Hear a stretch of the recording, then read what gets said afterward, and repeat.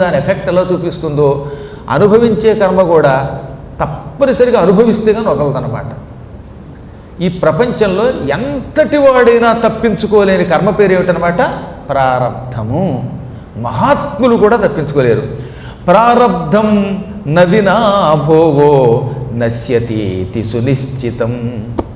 ప్రారబ్ధ కర్మ భగవంతుడు కూడా తప్పించుకోలేట్టు భూమి మీద ఉంటే, అంటే మానవ రూపం ఎత్తితే ఆయన కూడా తప్పించుకోను అన్నాడు, అనుభవించి తీరాలి.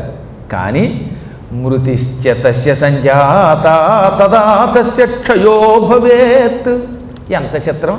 కాశీలో మరణిస్తే ఈ ప్రారబ్ధం కూడా పోతుందిట. అందుకని కాశీ అంత గొప్పదన్నారు.